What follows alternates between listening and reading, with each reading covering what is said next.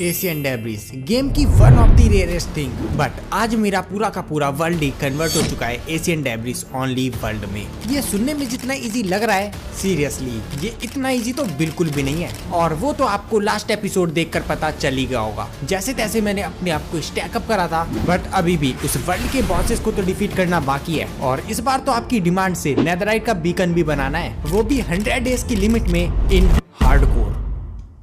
Alright, तो आज की वीडियो में हम लोग सबसे पहला काम वो करने वाले हैं जिसके लिए मैंने पिछले एपिसोड में 10-12 दिन वेस्ट करे, जो की थी अपने आर्मर को इंचेंट करना। इसलिए मैं सबसे पहले क्राफ्ट करता हूँ कुछ लैक्टन्स और चला जाता हूँ इन विलेजर्स को लाइब्रेरियन की जॉब देने के लिए। ये लोग जॉब्स तो ले रहे थे, पर पता नहीं क्यों इतनी अच्छी बुक्स को ट्रेड नहीं कर रहे थे, और पता नहीं क्यों इसने तो रेट भी बढ़ा दिए। नहीं भाई, मैंने बिल्कुल नहीं मारा इनको। बाकी फिर थोड़ी बहुत देर बाद इनकी ट्रेड को रिफ्रेश करते करते हम लोग को बुक्स भी मिलना स्टार्ट हो गई थी, तो हम लोग इनसे काफी सारी बुक्स भी ट्रेड कर लेते हैं। और बुक्स ट्रेड करते करते हम लोग के एमरल्ड खत्म हो रहे थे, तो हम लोग स्टिक्स के बदले एमरल्ड भी ट्रेड कर लेते हैं। बाकी फिर हम लोग इन विलेजर्स से काफी सारी बुक्स ट्रेड कर लेते हैं। एंड अभी भाई हम लोग के पास काफी मस्त मस्त इंचेंटिंग वाली बुक आ चुकी थी, तो उन सबको ही मैं कलेक्ट करके जाने लगता हूँ अपने एक्सपी फार्म की तरफ। और यहाँ पर ही मैं अपना पूरा इंचेंटिंग का सेटअप भी बना लेते हैं, क्योंकि जब हम लोग इंचेंटिंग करते हैं तो हम लोग की एक्सपी खत्म हो जाती है, और पास ही में भाई एक्सपी फार्म होता है, तो हम लोग दोबारा से अपनी एक्सपी बढ़ाकर आराम से इंचेंट कर सकते हैं। और फिर भाई हम लोग इसी प्रोसेस को रिपीट करते करते अपने सारे के सारे टूल्स, वेपन और आर्मर को इंचेंट कर लेते हैं।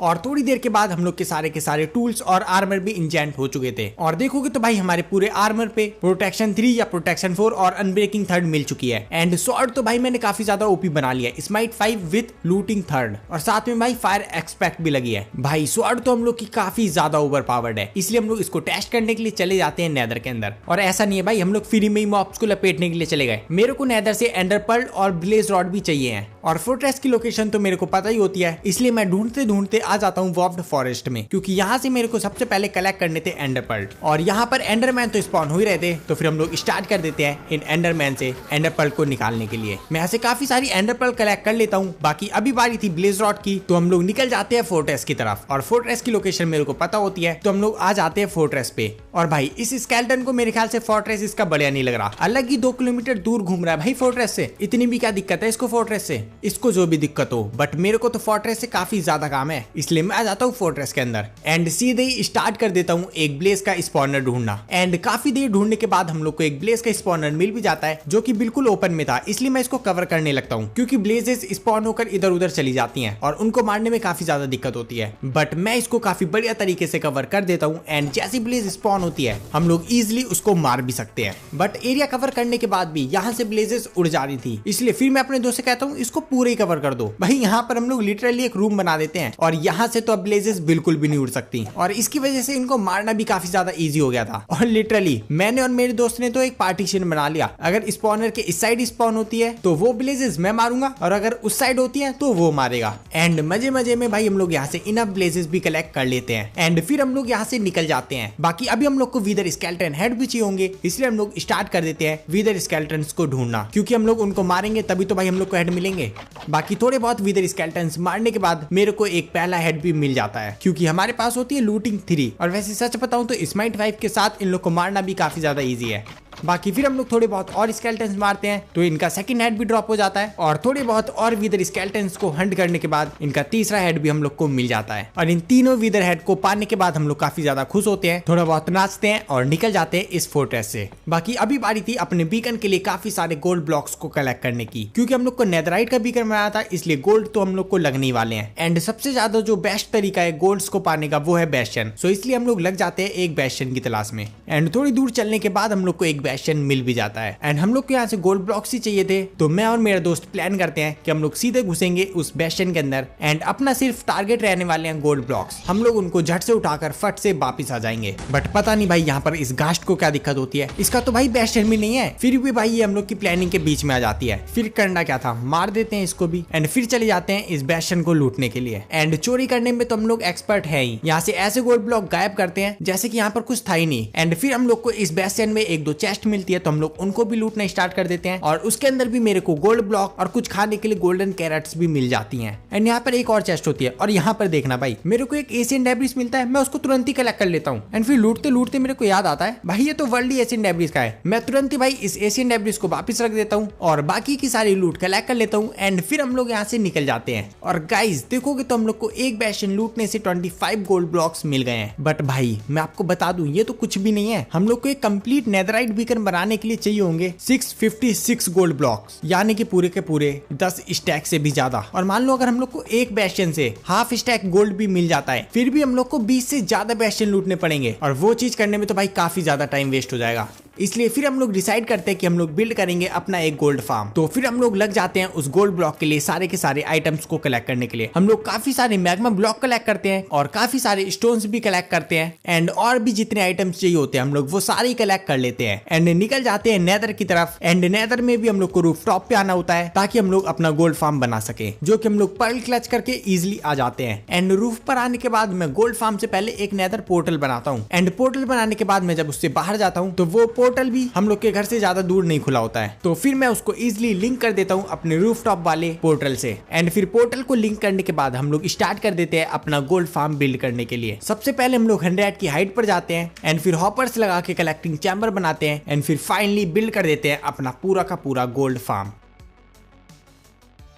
ऑलराइट गाइस, तो अपना गोल्ड फार्म भी बनकर तैयार हो चुका है और हमारे पास टर्टल एग तो होती नहीं है, इसलिए मेरे को ही इन पिगलिन्स को बार बार भड़काकर स्ट्रैप में गिराना होता है। बट भाई पिगलिन काफी सारे स्पॉन हो रहे हैं एंड जब ये लोग मरेंगे तो भाई काफी सारे गोल्ड इंगट भी ड्रॉप करेंगे और उससे हम लोग अपना एक नेदराइट बीकन बना पाएंगे। बाकी इसको बनाने में काफी ज्यादा टाइम तो लग गया, बट हाँ ये चीज काम काफी सही कर रही है। यहाँ पर पिगलिन के स्पॉन रेट भाई काफी ज्यादा सही है और अभी भाई 1 ही 2 मिनट हुए हैं यहाँ पर खड़े होते हुए। एक काम करते हैं, यहाँ पर नीचे चलकर देख लेते हैं कि अभी तक हम लोग के पास कितना सारा गोल्ड कलेक्ट हो चुका है। और गाइस सच बताऊं तो मेरे को तो बिल्कुल भी उम्मीद नहीं थी कि हम लोग का ये एक्सपी फार्म की तरह भी वर्क करेगा। लिटरली भाई 50 एक्सपी हो गई मेरी यहाँ पर 2 ही 3 मिनट खड़े होने के बाद। और देखोगे तो भाई हमारे पास इतनी जल्दी 6 गोल्ड ब्लॉक भी हो गए हैं, यानी कि अगर मैं 1-1.5 घंटे यहाँ पर AFK करता हूँ तो हमारे पास आराम से इनफ गोल्ड ब्लॉक्स कलेक्ट हो जाएंगे। और AFK करने के लिए तो कुछ करना भी नहीं पड़ता, इसलिए मैं चला जाता हूँ फिर अपने गोल्ड फार्म पे AFK करने के लिए। मैं काफी देर तक यहाँ पर AFK रहता हूँ एंड लिटरली गाइज हम लोग काफी सारे गोल्ड ब्लॉक भी कलेक्ट कर लेते हैं। और यहाँ पर तो भाई मैंने पूरा एक सेटअप भी बना लिया था, यहाँ पर काफी सारे फर्नेस लगा दिए थे ताकि यहाँ से सारी की सारी गोल्ड की सॉर्ट जो हम लोग को मिलती है वो भी कन्वर्ट हो जाए गोल्डन नगेट्स में, क्योंकि मैं एक भी गोल्ड नगेट को वेस्ट नहीं करना चाहता। और देखोगे तो काफी सारे हमारे पास गोल्ड इंगट भी हो चुके हैं। वैसे मिले तो मुझे गोल्ड नगेट थे बट मैंने इनको गोल्डन इंगट में कन्वर्ट कर लिया। बाकी अब फटाफट से मेरे को इनको गोल्ड ब्लॉक बनाना है and we are ready to go. हम लोग आराम से अपना नेदराइट बीकन बना लेंगे और फिर सारे गोल्डन इंगट को कन्वर्ट करने के बाद भाई हमारे पास काफी सारे गोल्ड ब्लॉक्स हो चुके थे और सच बताऊं तो एक नेदराइट बीकन बनाने से भी ज्यादा। और फिर उन सबको लेकर जब मैं अपने घर पर आता हूँ तब तक मेरे दोस्त ने सारे के सारे नेदराइट स्क्रैप का भी इंतजाम कर लिया है। यहाँ पर काफी सारे स्क्रैप तो चेस्ट में रखे हुए हैं और एक लास्ट बैच स्मेल्टिंग पर भी लगा हुआ है। ये सारे जब स्मेल्ट हो जाएंगे तो हमारे पास इनफ नेदराइट स्क्रैप भी हो जाएंगे। और फिर मैं भी उसको बता देता हूँ कि मैं भी काफी सारे गोल्ड ब्लॉक्स कलेक्ट करके ले आया हूँ। और फिर हम लोग लग जाते हैं अपने गोल्डन इंगट को और नेदराइट स्क्रैप को नेदराइट इंगट में बदलने के लिए। एंड फिर इनफ नेदराइट इंगट होने के बाद हम लोग उनके ब्लॉक्स भी बना लेते हैं। और देखोगे तो भाई इतने ब्लॉक्स काफी रहेंगे एक बीकन बनाने के लिए। पर एक सेकंड गाइस, अभी तक हमने वीदर को तो मारे ही नहीं है और मैं सच बताऊं तो अभी हमारे आर्मर की हालत देखकर हम लोग वीदर को मारने भी नहीं जा सकते, वरना अपना आर्मर तो टूट ही जाएगा। इसलिए मेरे को मैंडिंग चाहिए और ये चीज मैंने अपने दोस्त को पहले ही बता दी थी, इसलिए उसने काफी सारी मैंडिंग की बुक का भी जुगाड़ कर लिया था। तो फिर मैं सारी की सारी मैंडिंग की बुक्स को अपने आर्मर में लगा भी लेता हूँ एंड अपने पास एक्सपी फार्म होता है तो हम लोग इजिली अपने आर्मर को रिपेयर भी कर लेते हैं। बाकी अभी हम लोग बिल्कुल रेडी थे वीदर को मारने के लिए एंड फिर हम लोग चले जाते हैं वीदर से फाइट करने के लिए।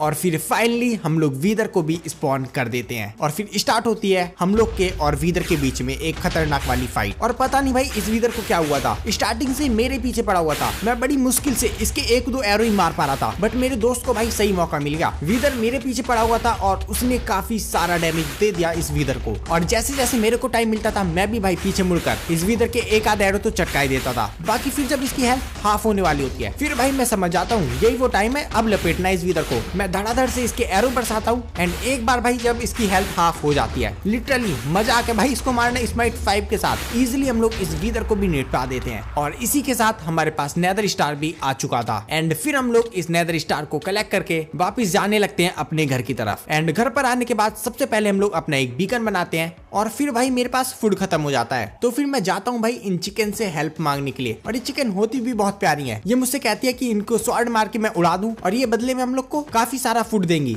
नहीं भाई, मैं इनको मार नहीं रहा, मैं तो इनकी मदद कर रहा हूँ उड़ने में। अच्छा।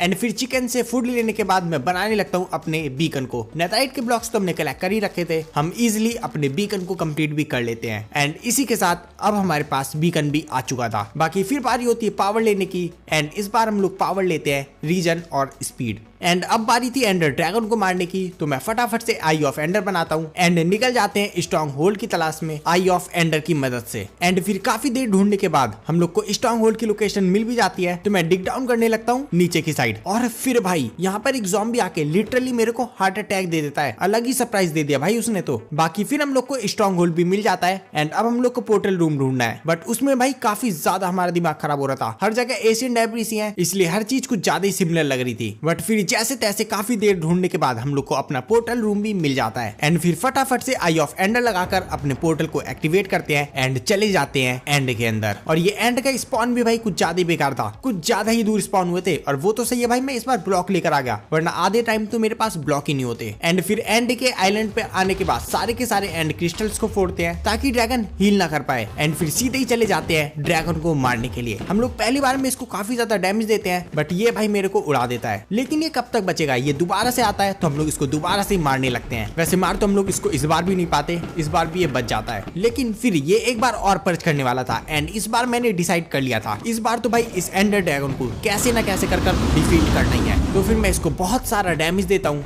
एंड फाइनली डिफीट कर देते हैं इस एंडर ड्रैगन को और इसी के साथ फ्री कर देते हैं इस एंड को। बाकी फिर हम लोग को काफी सारी इस एंडर ड्रैगन की एक्सपी भी मिलती है, हम उस सब को कलेक्ट कर लेते हैं। और हाँ, मोस्ट इंपॉर्टेंट, इस ड्रैगन एग को कैसे भूल सकते हैं, मैं उसे भी कलेक्ट कर लेता हूँ। एंड फिर हम लोग चले जाते हैं इलाइटा लेने के लिए एंड सिटी की तरफ। और भाई इस एंड के अलग ही नशे हैं। मेरे को सबसे पहले एक एंड सिटी मिलती है, उसके अंदर शिप नहीं होता, और फिर थोड़ी देर के बाद एक और एंड सिटी दिखती है, वो भी भाई बिल्कुल ही रद्दी होती है। और फिर भाई एक और मिलती है और वो भी भाई इतनी रद्दी होती है, इनके अंदर इलाइटा तो दूर की बात है, एक चेस्ट तक नहीं मिलती। और ऐसी एंड सिटी मेरे को मिल भी रही थी।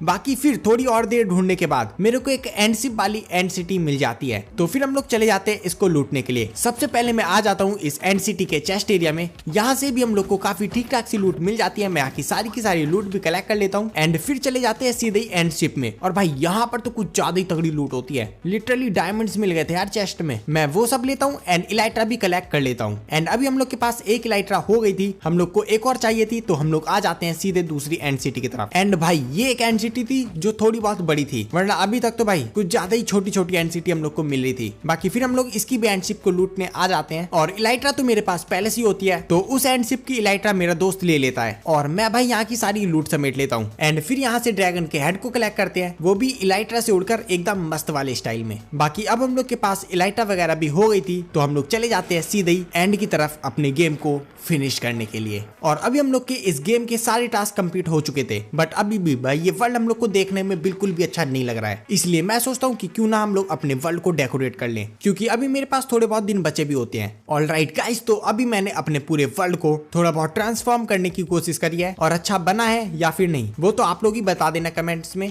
बाकी मैं पहले बता दूं, ज्यादा तरीके के ब्लॉग्स हमारे पास होते नहीं है, जितने होते हैं उन सब से मैंने यहाँ पर ऐसा सा कुछ बना दिया है। एंड हाँ, कह तो सकते हैं ये देखने से कहीं से भी बुरा नहीं लग रहा। बाकी मैं स्टार्ट करता हूँ इस वर्ल्ड का टूर, और स्टार्ट करेंगे अपने खजाने से। सबसे पहले मैंने यहाँ पर जितने भी हमारे गोल्ड ब्लॉक्स बचे थे उन सबको लगा दिया है। एंड फिर इसके आगे की साइड है अपना चिकन फार्म, एंड फिर इसी की राइट साइड पर मैंने बना रखा है अपना एक पोर्टल, जो कि थोड़ी बहुत तो भाई खतरनाक वाली वाइब देता ही है। बाकी इसी के आगे मैंने अपनी एक छोटी सी क्रिम्सन बायोम बनाई है, और उसमें साइड साइड में लावा की नदी बिला दी है, जिसकी वजह से ये भी भाई फुल नेदर वाली वाइब दे रहा है। एंड इसके साइड में मैंने बनाई है एक एंड सिटी वाली बायोम, और मैंने यहाँ पर ड्रैगन एग और ड्रैगन हेड भी रख दिए हैं, जिसकी वजह से ये माहौल थोड़ा डरावना सा तो लग रहा है। और फिर यहाँ पर है अपना एक कंप्लीट नेदराइट बीकन, जिसको बनाने में तो बैंड ही बज गई, बट हाँ ये भी भाई काफी ज्यादा मस्त लग रहा है। और फिर लास्ट में मैंने बनाई है एक वॉर्प्ड फॉरेस्ट बायोम। यहाँ पर जगह थोड़ी कम थी बट मैंने यहाँ पर जैसे तैसे इसको सेट कर दिया। बाकी अब आप लोग बता देना कि आप लोग को इस वर्ल्ड का ट्रांसफॉर्मेशन कैसा लगा। और देखोगे तो ये वर्ल्ड का डे 99 भी चल रहा है, यानी कि ये हमारी इस वर्ल्ड में लास्ट नाइट होती है। हम लोग इसको आराम से सोकर बिता देते हैं एंड अभी हम लोग का डे 100 भी स्टार्ट हो गया था और इसी के साथ हमारा ये चैलेंज भी कंप्लीट होता है। सो अगर आपको ये वीडियो पसंद आई है तो लाइक करना, और कोई चैलेंज हो तो उसको कमेंट कर देना और शेयर भी कर देना, और सब्सक्राइब कर भी ना मत जाना। मैं चला, बाय।